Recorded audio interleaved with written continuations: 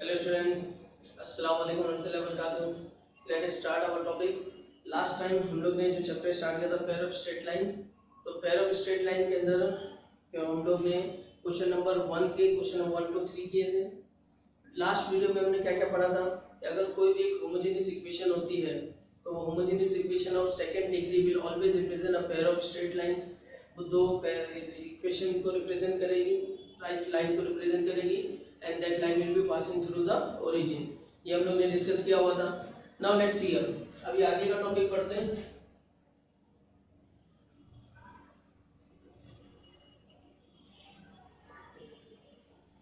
अब हम लोग बात कर रहे थे कि क्वेश्चन में ये है कि अगर ax² plus 2hxy plus by² equal to 0 रहेगा तो ये दो इक्वेशन को रिप्रेजेंट करें y इक्वल टू m1x और y इक्वल टू m2x. ठीक है, तो अगर हम लोग को जॉइंट इक्वेशन बनाना है या कंबाइंड इक्वेशन बनाना है तो हम लोग क्या करते हैं, we multiply this two equation and we get this equation. ये हो जाता है. तो अब हम लोग क्वेश्चन नंबर 1 में दिया है find the combined equation of the following pairs of lines. Combined equation क्या करना है, मालूम करना है. क्वेश्चन क्या है, let's see here.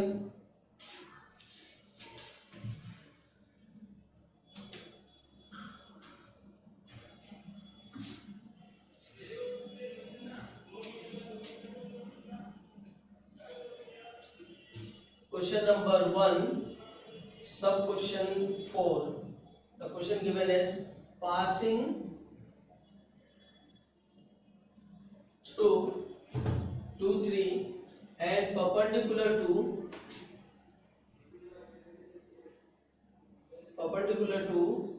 3x plus 2y minus 1 equal to 0 and x minus 3y plus 2 equal to 0. तो क्वेश्चन क्या दिया इधर पे हमको कि यहाँ पर इक्वेशन जो है वो पास किससे हो रही है, 2 और 3 से पास हो रही है और इसके ऊपर परपेंडिकुलर है.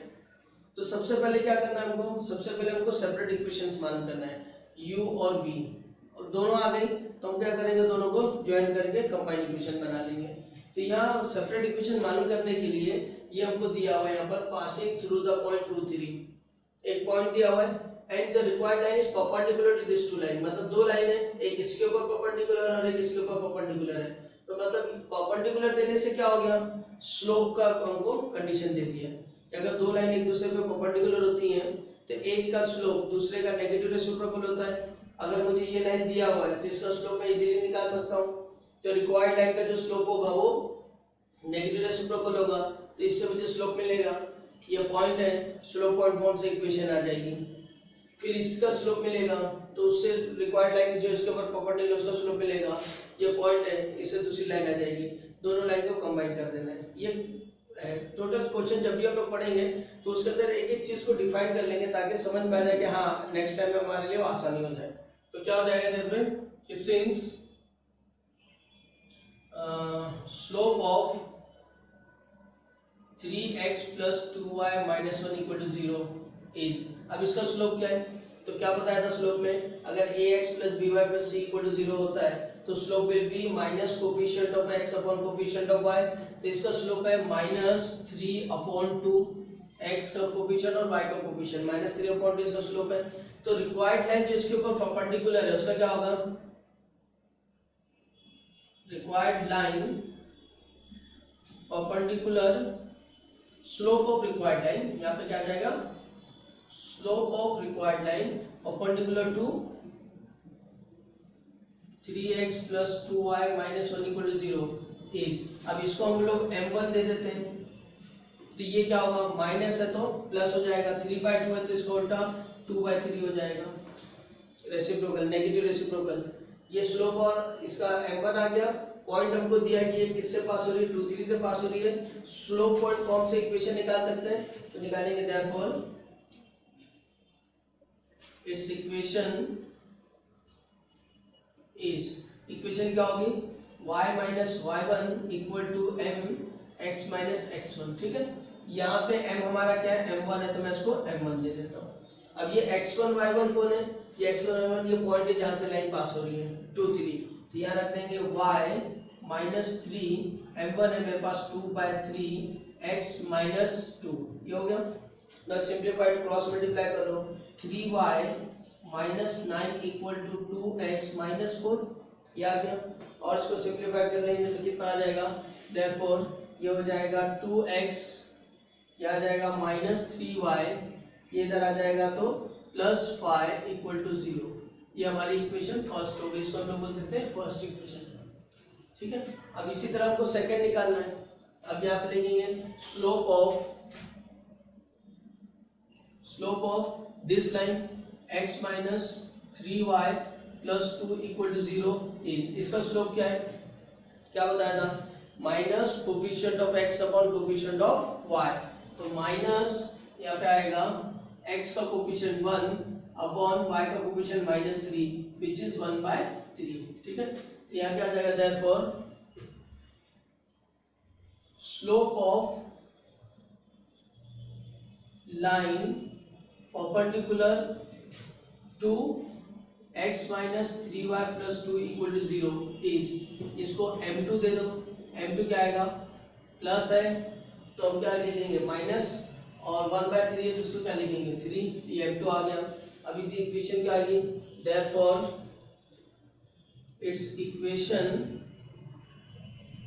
इज, इक्वेशन के लिए formula y minus y1 equal to m x minus x1, लेकिन यहाँ हम लोग स्लोप क्या ले रहे हैं m2, तो इसको क्या लिख देता हूँ मैं m2, तो क्या हो जाएगा y minus y1 x1, same point क्योंकि दोनों इक्वेशन इसी से पास हो रही है, तो 2 3, तो यहाँ आएगा 3 m2 है minus 3 x minus 2, so we get y minus 3 equal to minus 3x plus 6, 2 3 is 6, equation बनेगी 3x minus y minus 9 equal to 0, this will be our second equation, ये हमारी सेकंड इक्वेशन होगी।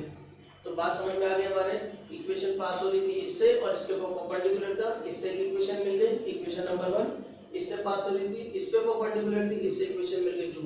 अब इसकी जॉइंट इक्वेशन बोल रहा है तो हम लिखेंगे therefore the required combined equation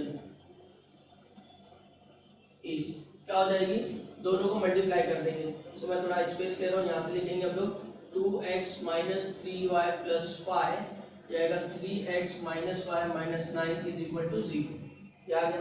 plus simplified, simplify में क्या करेंगे, 2x को इससे मल्टीप्लाई करेंगे, 2 3 जा 6x स्क्वायर, फिर क्या आएगा 2x को इससे मल्टीप्लाई करेंगे माइनस 2xy, फिर 2x को इससे करेंगे माइनस 18x, फिर माइनस 3y को इससे करेंगे माइनस 9xy, फिर plus 3y square plus 27y। ठीक है, अब क्या 5 को इससे करेंगे प्लस 15x, फिर minus 5y and plus 45, plus minus minus minus 45 equal to 0। Clear हो गया, यानी हम लोग ने क्या किया, पहले 2x को पूरे ब्रैकेट से मल्टीप्लाई किया, फिर 3y को और 5 को, अब x स्क्वायर, तो हमारे पास इधर पे देयरफॉर 6x स्क्वायर, ये आ गया। अब देखो xy टर्म इधर पे है 2xy, और किधर दिख रहा है हमको, इधर पे दिख रहा है, तो 9 ये वाला टर्म और ये वाला टर्म, माइनस 11xy, ये आ गया। अब देखो y square term, y square एक ही है तो इसलिए प्लस 3y स्क्वायर। ठीक है, फिर क्या है, x वाला इधर है माइनस 18 और इधर है, तो कितना हो जाएगा ये माइनस 18 और प्लस 15, तो आएगा माइनस 3x, y वाला टर्म किधर है, y वाला टर्म इधर है 27 और ये, तो कितना आएगा प्लस 22y, और कांस्टेंट हमारे पास एक ही है इधर पे minus 45 is equal to 0। So this is our required combined equation of this equations. बात समझ में आ गई, सिंपल क्वेश्चंस होते हैं, सिर्फ प्रोसीजर हमको याद होना चाहिए, पैटर्न अगर हमको समझ में आ गया तो हमको इजीली क्वेश्चन सॉल्व होते जाएंगे। ठीक, चलो नेक्स्ट क्वेश्चन देखते हैं, क्वेश्चन नंबर 5 इसका 5 भी तकरीबन इसी टाइप का है।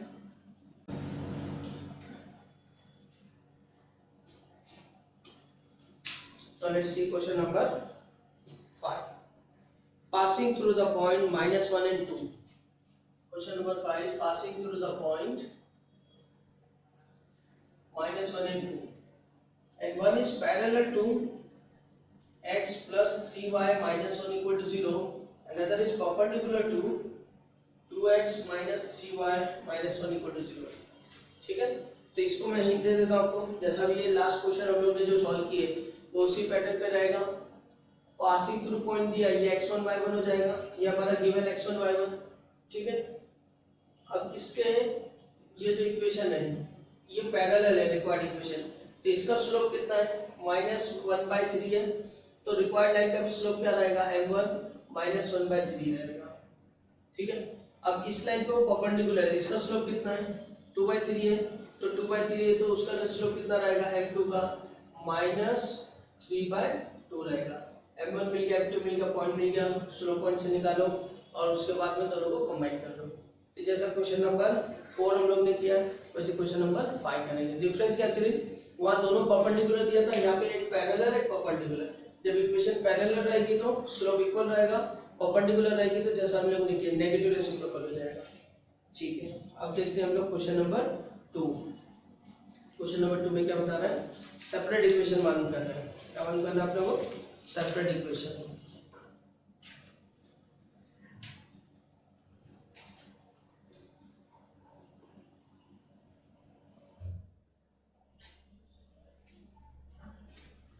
Let's see question number 2. Find the separate equation.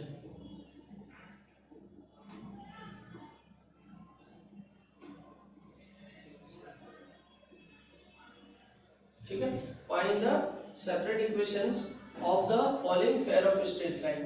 तो यहाँ आएगा 3y² plus 7xy equal to 0। अब इसका हमको क्या करना है, सेपरेट इक्वेशन मालूम करना है। अब क्या कर रहे हैं हम, क्वेश्चन नंबर 1 के अपोजिट काम कर रहे हैं। क्वेश्चन नंबर 1 में हमको क्या दिया था, दो अलग अलग इक्वेशन थी, हम उनको मिला के कंबाइन इक्वेशन बना रहे थे। अब क्या कर रहे हैं, कंबाइन इक्वेशन है उनको दो अलग अलग इक्वेशन में कन्वर्ट करेंगे, ठीक है। तो इसका सबसे पहला मेथड क्या होता है, बेसिक चीज ये होती है कि first we will factorize it, directly factor कर लेते तो फैक्टर हो जाएगा। तो पहला मेथड यहाँ पे देखो, यहाँ पे हमको सिंपल दो ही टर्म वाला दिया है, y कॉमन दिख रहा है, y कॉमन ले लेते क्या बचेगा 3y plus 7x बचेगा। अब इससे क्या हो गया, इससे ये होगा कि ये y equal to 0 होगा और यहाँ पे आएगा 3y plus 7x equal to 0, ये हो गया। तो हमको दो इक्वेशन मिल गई, एक क्या मिल गई कि y equal to 0 एक हमारी इक्वेशन हो गई और दूसरी इक्वेशन कौन सी हो गई 3y plus 7x equal to 0, ये सेपरेट इक्वेशन हो गई। बस यही हमको सॉल्व करना था। अब सेकंड वाला भी इजी है। सेकंड वाले में देखो क्या बता रहा है, सेकंड वाला है it's 5x² minus 9y² equal to 0। अभी जैसे यहाँ पर हमने फैक्टराइज किया वैसे हम यहाँ पे भी फैक्टराइज करेंगे, लेकिन यहाँ पर देखो यहाँ कॉमन था xy, यहाँ पर a² माइनस b² दिख रहा है, यानी इसको मैं क्या लिख सकता हूँ, मैं इसको लिख सकता हूँ √5x द होल स्क्वायर और मैं इसको लिख सकता हूँ 3y the whole square equal to 0। तो ये हमारा के पास क्या हो गया, a² माइनस b² हो गया, a² माइनस b² तो a minus b a plus b, so we can write here √5x minus 3y then √5x plus 3y is equal to 0। तो सेपरेट इक्वेशन क्या आएगी, आएगी √5x minus 3y equal to 0 और √5x plus 3y is equal to 0। तो answer हो गया अपना, समझ में आ गया। तो ये हो गया separate equation. Third one x² minus 4x equal to 0 दिख रहा है। Third x² minus 4xy equal to 0। क्या करेंगे, टेक x कॉमन निकाल लिए, दो इक्वेशन बन जाएगी, सॉल्व कर लो। फोर्थ वन है 3x² minus 10xy then minus 8y² equal to 0। तो एक तो मेथड जैसे मैंने बताया क्या होता है, फैक्टराइजेशन मेथड होता है। तो फैक्टराइजेशन मेथड क्या होता है कि हम लोग यहाँ पे फैक्टराइज करेंगे, 8 को 3 से मल्टीप्लाई करेंगे, 8 3 जा 24, तो यहाँ आएगा क्या -24 के ऐसे फैक्टर करेंगे तो उनका सम -10 आना चाहिए, ठीक है। तो 24 के फैक्टर 10 आता है तो 6 4 जा 24 होता है, तो वी कैन राइट हियर 6 4 जा 24, ये हो गया। अब 6 और 4 को ऐड करो 10 होता है और मल्टीप्लाई करो तो वहां पर कितना आना चाहिए, फैक्टर देखो यहाँ पर क्या होगा, ऐड करने पर लेकिन मल्टीप्लाई करने पर नेगेटिव आना चाहिए, ऐड करने पर भी नेगेटिव आना है, तो 6 4 नहीं चलेगा हमारे लिए, दूसरा फैक्टर सोच लो। तो यहाँ पर हम लोग वो देखेंगे जो इसको बैलेंस करे। तो 24 का फैक्टर दूसरा क्या आएगा अपने पास में, 12 टू 24 होता है, तो हम 12 टू ले लेंगे, 12 और 2। अब 12 और 2 में क्या आएगा, ये माइनस है तो हम बड़े वाले को क्या करेंगे, इधर पे माइनस कर देंगे, प्लस माइनस माइनस, और ये दोनों का मल्टीप्लिकेशन इधर, तो क्या आएगा 3x² minus 12xy plus 2xy minus 8y² equal to 0। अब इसमें कॉमन क्या दिख रहा है, 3x कॉमन दिख रहा है, क्या बचेगा इधर पे, ब्रैकेट के अंदर क्या आएगा, यहाँ जाएगा x माइनस 4y, ये आ गया आपके पास।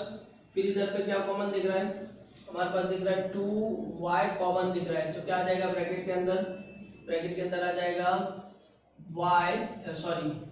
x और माइनस 4y, ये कॉमन आ जाएगा। अब पूरा ब्रैकेट ही कॉमन है हमारे लिए, तो पूरा ब्रैकेट कॉमन ले लो, कितना आ जाएगा इधर पे, x minus 4y and this 3x plus 2y is equal to 0। तो separate equation x minus 4y equal to 0 और 3x plus 2y equal to 0, ये दो इक्वेशन हो गई सेपरेट इक्वेशन। सिंपल फैक्टराइजेशन करना है आपको, जहाँ फैक्टराइज नहीं होगा हम उसका मेथड फिर बताएंगे, दूसरा मेथड जो फॉर्मूला बेस्ड होता है। तो बात समझ में आ गई फैक्टराइजेशन की। नेक्स्ट सीजन क्वेश्चन नंबर 5 क्या है इधर पे,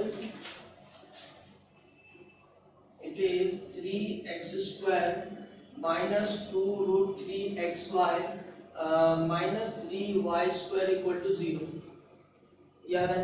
तो क्या करेंगे इधर पे हम लोग इसको भी फैक्टराइज करेंगे, तो 3 3 जा कितना होता है, 9 होता है, तो हमारे पास आएगा माइनस 9 का सम कितना आना चाहिए, माइनस 9 माइनस 2 रूट 3 आना चाहिए, तो 9 हमारे पास है, हम इसको 3 3 जा लिख सकते हैं। हमको रूट सम में रूट चाहिए तो एक को रूट 3 लिख दो, रूट 3 इंटू रूट 3 और एक को 3 रहने दो, तो हमारे पास सम आ गया इधर पे, एक फैक्टर होगा 3 रूट 3, दूसरा होगा रूट 3, हम लिखेंगे 3 रूट 3 और इधर आएगा रूट 3। अब माइनस सी है तो इसको माइनस दे दिया हम लोग ने, फैक्टराइज हो जाएगा अभी। अब क्या करेंगे हम लोग इधर में, क्या आ जाएगा 3x² minus 3 root 3xy plus root 3xy minus 3y² equal to 0, ठीक है। अब क्या नेक्स्ट, अब इधर पे 3 और x कॉमन है, तो 3 और x कॉमन लिए हमने, क्या बचा x माइनस यहाँ से आया रूट 3y, यहाँ से आप ले लो रूट 3 कॉमन और y कॉमन, तो क्या बचेगा x माइनस यहाँ से आएगा root 3y equal to 0, take x minus root 3y and 3x plus root 3y equal to 0, answer is x minus root 3y equal to 0 और 3x plus root 3y equal to 0। समझ में आ गया factor कैसा करते हैं, क्या करते हैं, इजी क्वेश्चंस होते हैं, सिंपल क्वेश्चंस होते हैं, जनरल ये हम लोग 9 10 में भी करके आते रहते हैं, है ना, फैक्टराइजेशन। तो ये हो जाएगा। Let's see the next question, question number 6, question number 6, question number 6 इसका क्या बता रहे हैं, it's x² plus 2 cosec alpha xy plus y² equal to 0। Now the question is factorize करके सेपरेट इक्वेशन मान करना है, लेकिन अब ये जो टर्म ऐसा आ गया है कि 2 cosec x, तो 1 into 1 करूंगा तो मैं 1 का फैक्टर 2 cosec x कहाँ से आएगा, नहीं आएगा डायरेक्टली, है ना। तो हम लोग क्या करेंगे अब इस टाइम में, हम इसकी ऑक्सिलरी इक्वेशन बनाएंगे। क्या बनाएंगे हम लोग, इसकी ऑक्सिलरी इक्वेशन। तो ऑक्सिलरी इक्वेशन के लिए हम लोग क्या करते हैं, हम लोग इसको x² से डिवाइड करते हैं, तो हम लोग लिखेंगे इट्स ऑक्सिलरी इक्वेशन इज, अब x² से हमने डिवाइड किया, तो x से डिवाइड किया, y² को हम क्या लेते हैं, m लेते हैं, तो ये होगा m², फिर क्या आएगा इधर पे 2 cosec अल्फा, ये पूरा कोएफिशिएंट रहेगा y/x, यदि m हो जाएगा, ये क्या हो जाएगा m प्लस 1 इक्वल टू 0। याद है हम लोग क्या बताए थे इधर पे कि ax² plus 2hxy plus by² equal to 0 रहेगा, इसकी ऑक्सिलरी इक्वेशन क्या आएगी, bm² plus 2hm plus a equal to 0। यहाँ पर बी एम स्क्वायर 2HM और ये ए कांस्टेंट है ना। तो वही चीज हमने इधर पे करी, ये हो गया एम स्क्वायर, ये हो गया एम और ये हो गया कांस्टेंट। अब ऑक्सिलरी इक्वेशन बनने के बाद में ये quadratic equation in terms of m है, तो quadratic equation in terms of m को हम लोग सॉल्व करने के लिए फॉर्मूला अप्लाई कर सकते हैं। तो फॉर्मूला अप्लाई कर दो। यहाँ पे ए क्या है हमारे लिए, ए जैसे जो क्वाड्रेटिक इक्वेशन का एबीसी की बात कर रहा हूं मैं, यानी a x square plus b x plus c equal to 0 होता है ना।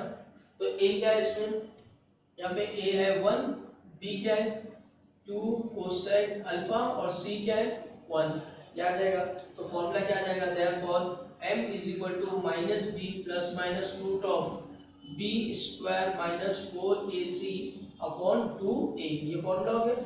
अब इसको अप्लाई कर लो, तो m तो ऐसे ही रहेगा, m माइनस b की जगह 2 cosec alpha plus minus root of b square, तो 4 cosec square alpha minus 4ac, तो 4ac नहीं 4 1 4, क्योंकि a भी 1 है और c भी 1 है, 4ac तो 4 आ जाएगा। नीचे 2a, a कितना है 1, ये आ गया। अब देखो आगे का नेक्स्ट, इसको सिंपलीफाई करते जाओ।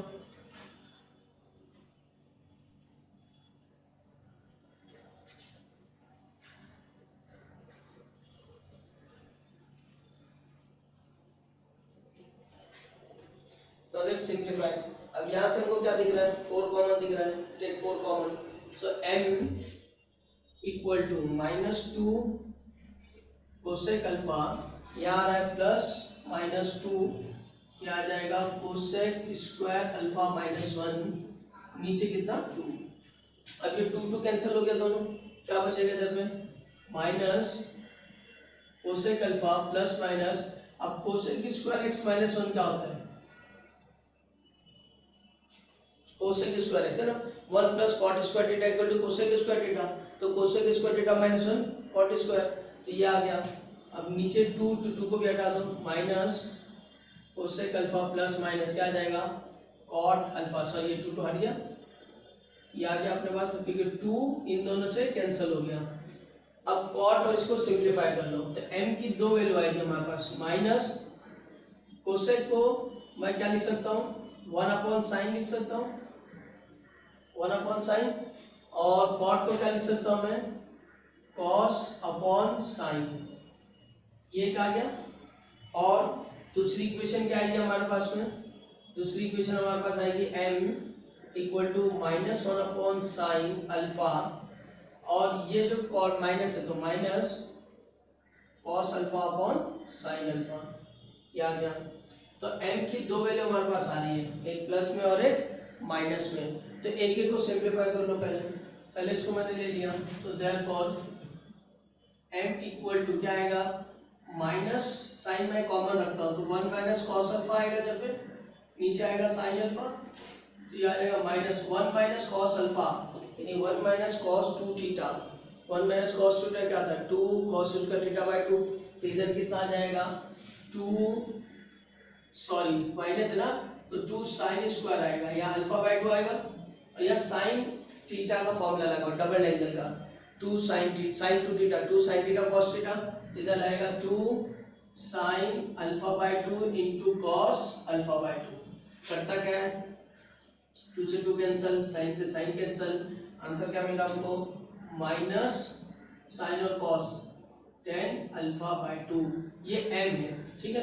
और ऑक्सिलरी इक्वेशन जब भी हम लोग लिखते हैं तो m हमारा क्या होता है स्लोप होता है, और स्लोप क्या होता है y अपॉन x, तो हम लिख सकते हैं therefore y upon x equal to minus tan alpha by 2, so y equal to minus tan alpha by 2 into m, ये हो गई हमारी पहली इक्वेशन, सेपरेट इक्वेशन, ये आ गई।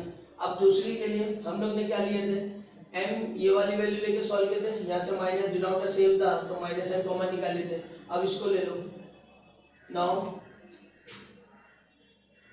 m इक्वल टू, इसमें से माइनस n कॉमन लेंगे तो क्या बचेगा 1 plus cos alpha upon sine alpha, अब 1 प्लस कॉस का फॉर्मूला क्या आता है 2 कॉस स्क्वायर, तो लिख देंगे इधर पे 2 कॉस स्क्वायर अल्फा बाय 2, और ये आएगा 2 same sign alpha by 2 into cos alpha by 2।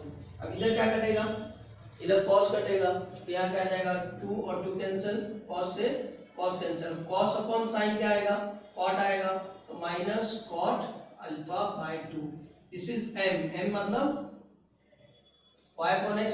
तो फाइनली आंसर क्या आ जाएगा, therefore y equal to minus cot of alpha by 2 into x। ये हो गई हमारी दूसरी इक्वेशन। तो ये दो इक्वेशन हमारे पास आ जाएगी जब अगर सर। तो ये सेकंड मेथड है कि अगर हमारे पास फैक्टराइजेशन डायरेक्ट नहीं हो रहा है तो हम क्या करते हैं, हम उसकी ऑक्सिलरी इक्वेशन लिखते हैं और फॉर्मूला अप्लाई करते हैं। This is the second method. First method simple direct separate करते हैं, सेकंड ये हमारा फॉर्मूला बेस्ड है, और थर्ड मेथड भी है। जैसा क्वेश्चन आएगा उसको थर्ड मेथड उसके हिसाब से हम सॉल्व करेंगे। अब देखो यहाँ पर क्वेश्चन नंबर 7 में same as it is tan alpha पे दिया हुआ है, जहाँ पे हमारा कोसेक था वहाँ पे क्या दे दिया है, 10 दे दिया है। चलो उसको भी सॉल्व कर लेते हैं। यार ट्रिग्नोमेट्री देख के बच्चे डर जाते हैं ना, अरे बोले क्या सर इतना बड़ा बड़ा होमवर्क दे रहे हैं, तो चलो उसको भी सॉल्व कर लेते हैं हम लोग। और क्वेश्चंस इजी हो जाता है, थोड़ा सा हमको क्या करना है, बेसिक्स हमको याद रखने हैं। जैसे अब यहाँ पर हमारे पास क्या फॉर्मूला आया, 1 माइनस कॉस अल्फा का फॉर्मूला आया, 1 minus cos 2 theta is 2 sin square theta by 2, वो हमको याद होना चाहिए। 1 प्लस कॉस का आया, ये जो ट्रिग्नोमेट्रिक फॉर्मूलेज है ये हमको याद होनी चाहिए। जितना याद होगा उतना अच्छा मैथ्स, जितना कम याद होगा उतना दिक्कत मैथ्स। मैथ्स में स्कोरिंग होता है, मैथ्स में स्कोर कर सकते हैं। इस साल का रिजल्ट भी बहुत अच्छा आया था, 99 आउट ऑफ 100 बच्चों ने स्कोर किया है। अब उम्मीद करता हूँ कि आप लोग के बैच से कि 100 आउट ऑफ 100 कर लेंगे। तो इस बार उम्मीद है कि 100 आउट ऑफ 100 का हमारा जो टारगेट है इंशाल्लाह वो इस साल अचीव होगा। Now let's see the next one and the last one of this video, क्योंकि अभी इसको करने के बाद में फिर नेक्स्ट हम लोग आगे के क्वेश्चन बाद में करेंगे। ठीक है, तो सबसे पहले क्या करेंगे हम लोग, ऑक्सिलरी इक्वेशन बनाएंगे। तो since it's auxiliary equation is, क्या होगी ऑक्सिलरी इक्वेशन, इसको ले लेंगे हम, तो ये आएगा minus m square plus 2 tan alpha m plus ये इधर कुछ नहीं है तो 1 इक्वल टू 0। समझ में आ गया? यानी यहाँ से स्टार्ट करेंगे, वाई स्क्वायर से स्टार्ट करेंगे। तो वाई स्क्वायर को क्या कर देंगे, एम स्क्वायर, इसको लिख देंगे m, जो भी एक्स वाई को हटा के m लिख देना है, जो कांस्टेंट वो एज इट इज रहेगा। ठीक है, और अगर ये नहीं समझ में आ रहा है, ये सब कैसा आ रहा है, तो हम लोग क्या कर सकते हैं, हम इसको डिवाइड कर दो। क्या कर दो, डिवाइड कर दो। डिवाइड में जैसे नॉर्मल करते हैं, डिवाइडिंग बाय एक्स स्क्वायर कर दो, डिवाइडिंग बाय एक्स स्क्वायर। तो ये क्या हो गया 1, ये हो गया 2 tan alpha into y by x, x square से डिवाइड करते हैं, और ये क्या आएगा minus y square by x square. ये हो गया। अब क्या कर दो, अब put y upon x equal to m कर दो, तो कितना आ जाएगा। अब जो मिलेगा वो क्या मिलेगा, वो जो मैंने डायरेक्ट लिखा था, minus m square plus 2 tan alpha m plus 1 equal to 0। अब इसका माइनस हटा दो, तो ये हो जाएगा m square minus 2 tan alpha m minus 1 equal to 0। अब देयरफॉर m की वैल्यू क्या होगी, माइनस b, अब b हमारे पास ये है ना, तो माइनस का plus 2 tan alpha plus minus root of b square, b square का कितना आएगा 4 tan square alpha minus 4 ac, तो 4 a तो 1 है और c कितना है माइनस 1 है, ये होगा प्लस 1। नीचे 2 इंटू 1, 2 इंटू 1 a। ठीक है, अब ये कितना हो गया m equal to 2 tan alpha, ठीक है, प्लस एंड माइनस, यहाँ कॉमन क्या दिख रहा है हमको 4, तो स्क्वायर रूट के बाहर आएगा 2, यहाँ आ जाएगा tan स्क्वायर अल्फा प्लस 1। ठीक है, नीचे 2, अब ये 2 ये 2 ये 2 कॉमन निकल के कैंसिल हो जाएगा, क्या बचेगा tan alpha plus minus 1 plus tan square alpha, ये होता है cot square sorry sec square, तो ये हो गया sec स्क्वायर अल्फा, और ये आ जाएगा tan alpha plus minus sec alpha, ये आ गया तुम्हारा m की दो वैल्यू हो गई। तो therefore we can say m equal to tan alpha plus sec alpha और m equal to tan alpha minus sec alpha. ठीक है, ये आ गया। अब एक एक को सॉल्व कर लो। So therefore m equal to क्या है, tan alpha plus sec alpha, तो tan को लिखेंगे sin alpha upon cos alpha plus sec को लिखेंगे 1 अपॉन cos अल्फा।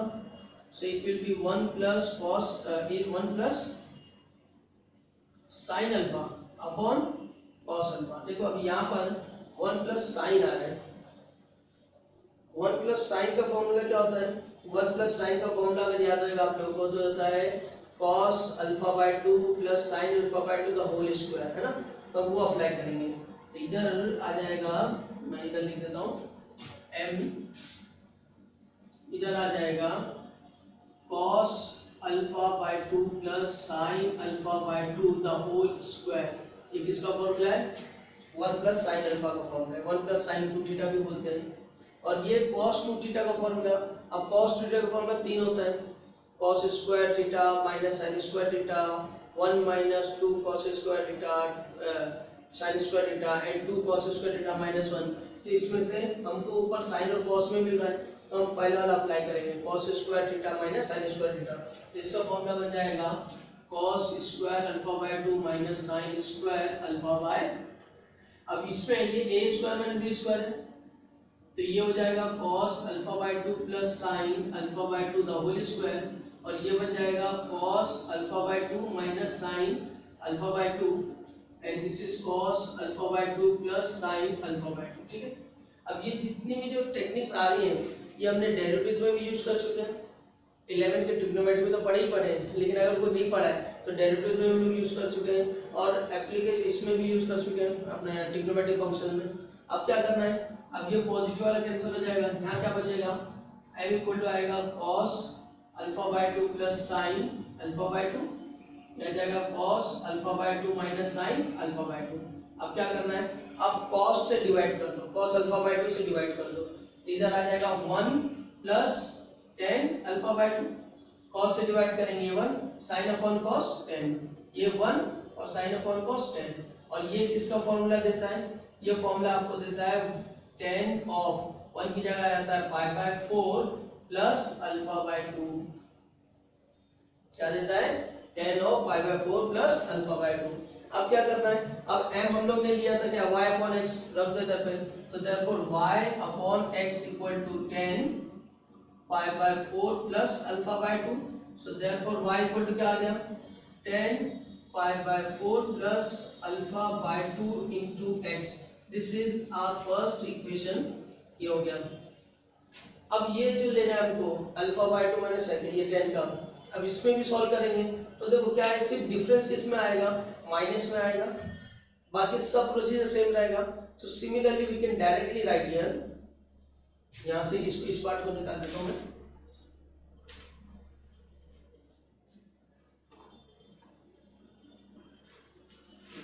हम लोग इसमें डायरेक्टली लिखेंगे सिमिलरली